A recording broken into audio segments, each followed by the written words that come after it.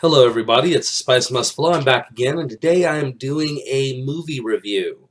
And the movie review I'm going to do is on The Promise.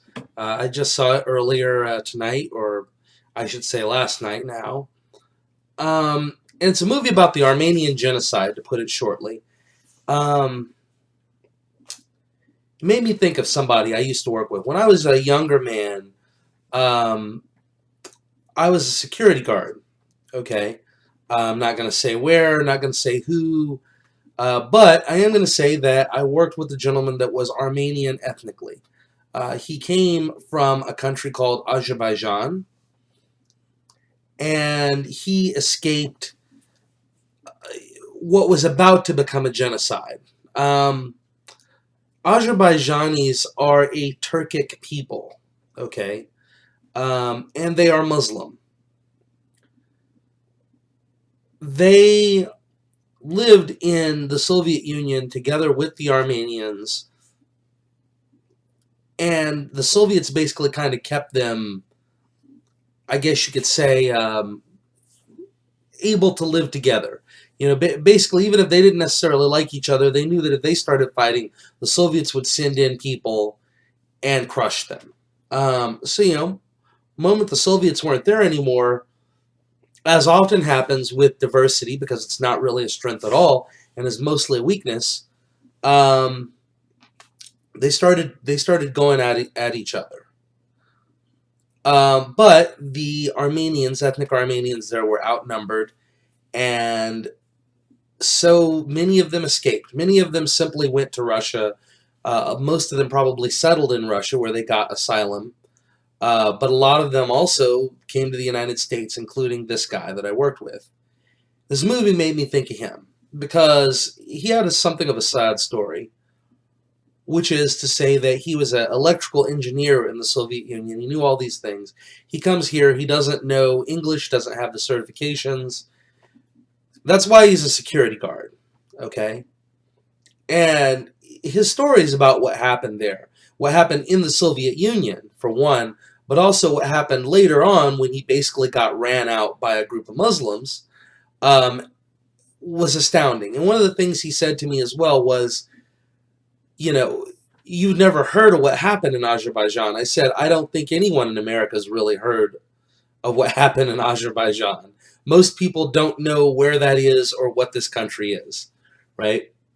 But it was an interesting experience, okay? I taught him bits of American culture, uh, idioms, what English works like in the American way of doing it. He taught me a lot about history, a lot about the Armenian people. He also taught me how to play chess. Um, the interesting thing about this is, and the reason why this movie made me think of that is because not only is he an Armenian ethnically, the reason why this movie made me think of it was the fact that to this day, the Turkish government, okay, the government of Turkey will not acknowledge it's genocide. In fact, they look at it as a plot, right? It is a plot against them to discredit them, okay? And it never really happened, even though there's a whole lot of evidence that it in fact did happen, right? Um, the guy who financed this movie is a billionaire of Armenian descent, okay? He used to run MGM, and he couldn't even get the movie into production, okay? I do find it interesting that there are a whole lot of movies about the Holocaust and about Hitler and his rise to power, all this sort of stuff. This is the first movie made for American audiences that had, any sort of production values at all that I'm aware of, about the Armenian genocide. And I mean, all you have to do is look at who's in Hollywood, and it explains it, right? That isn't like a "ooh, I think Jews are bad" sort of thing, because that's who I'm talking about, right? But Armenians don't have very much power, and frankly, there isn't a lot. The story of the Armenian people is not awe-inspiring, probably, to a lot of Americans. And so, it was really just good marketing in a lot of ways on the part of Hollywood to not do this in the past. I went into the theater and there was me and my girlfriend, and then there was another couple, and we were it. We were the only people in this theater. Granted, it wasn't a large one. Now the movie, without further ado, I'll get into that now. The movie itself follows a young man, ethnically Armenian, and then it also follows basically two women. One who is his love. The other is the woman he's betrothed to, but he really doesn't love. And then it follows an American press, American member of the press, who is, trying to cover this, right? I don't want to go into the love story that is in fact part and parcel of this movie. The reason why I don't want to go into that love story is because I would be giving away the movie in order to go into the love story and explain it. But effectively covers what happened, which is the Ottoman Empire was towards the end of its existence before World War I. World War I basically finished off the Ottoman Empire as a force. But the Ottomans had known for a while that this was going to happen, that they were almost certainly going to lose the empire that they'd had for hundreds and hundreds of years. Excuse me, folks. Something a lot of empires do when they are in those final days is, especially if there is a strong set of nations that they are basically subjecting, right? That are their subjects. What they will do occasionally is they will ethnically cleanse some group from some area, whoever still has the power in the waning days of an empire. The reason why you do this is because after you collapse, you cannot necessarily. The truth is, new nations oftentimes are born inside of the carcasses of a dead empire, okay? And while empires oftentimes don't last very long, nations last for thousands of years, okay? Especially when they're heavily tied to both an ethnicity and a religion, as the Armenians are. They don't have quite what I would call Jewish levels of identity on that, meaning that the Armenians do not. So Judaism is both a religion as well as an ethnicity together, okay? And it's a little bit hazy on both of those definitions, but generally at the end of the day, Jews have each other's back, right? And it is a tradition that existed from the fall of the temple in Jerusalem to the rise of Israel. That long for a people to never get totally assimilated into one other host culture. That's rather amazing when you think about it. Armenians are not quite to that level because they are Christian, and it's an Orthodox form of Christianity, but nevertheless, there's a lot of Christians on this planet. It's not a separate religion entirely. They are, of course, a separate ethnicity, though in a lot of ways, if one looks into the history of the Armenians, one begins to realize that they are not an entirely homogenous group in genetic terms. But nevertheless, they are a people with an identity, as I said, a very strong identity. That is why it is that because they lived in parts of Turkey, that's why the Turks decided to eliminate them as their empire was crumbling. They figured that if they could do so, they could avoid the breakaway of a separate Armenian state within Turkish land, okay, within land that was, controlled by the Turkish government and would have remained controlled by the Turkish government even if there was no longer a colonial authority. This movie covers what they do. It covers this guy as he's in Constantinople, as he goes there to basically learn to become a doctor, okay?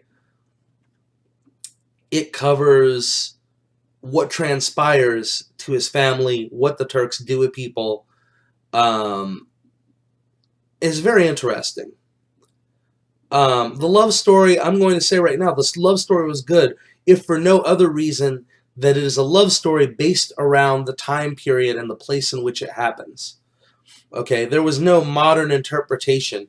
They are acting very much as Armenians would have acted in Turkey in the teens, in the teens era of the 20th century. Okay, and the acting was phenomenal.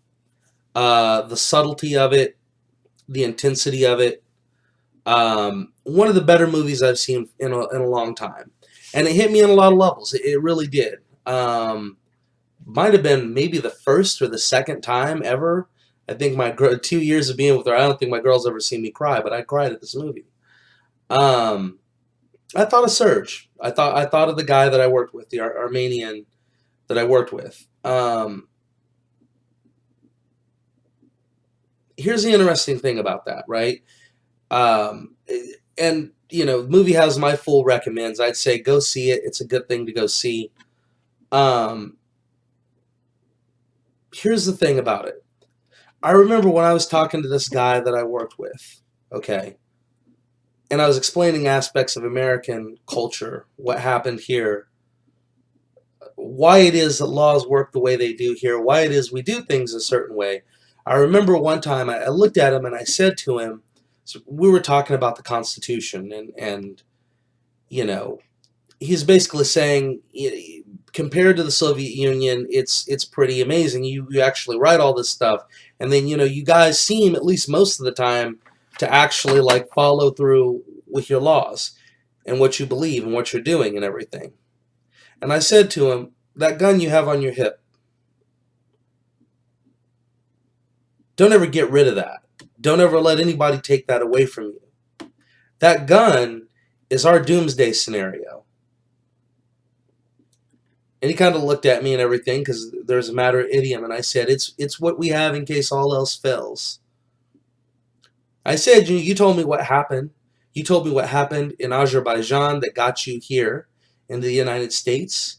And you also told me, about what happened in Turkey to the Armenian people. So, I said to him, that is why the founders wrote that in to the Constitution. They did not write it to hunt. They didn't write it so that people could defend themselves from criminals. It might be nice that we can hunt. And we might have in fact, we do have very much a right to defend ourselves from common criminals. But that ain't why they wrote the Second Amendment. They wrote the Second Amendment for stuff like that. For the Holocaust. They wrote it for the genocide against the Armenians. They really wrote it for any time, any place where the government goes crazy and starts killing people. That's what they wrote the Second Amendment for.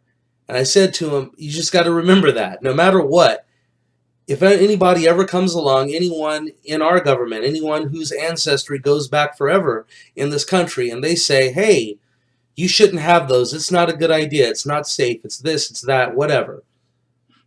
Their plan at some point is to control you. They may not be planning to put you in a camp, death camp or something. They might not be planning to run you off like the Muslims did in Azerbaijan. But they do plan on controlling you. And they want to take away your weapons so you won't be able to stop them from whatever it is they have planned next. And you have to hope, after you're disarmed, that they won't take your life or the lives of your children. And that's the thing. I mean, look, I like a lot of mechanical objects myself. I do. I like machines and the way that they work. And I also like destroying things, right? Like, I mean, even ever since I was a little kid, I like to burn stuff. I was one of those kids, right?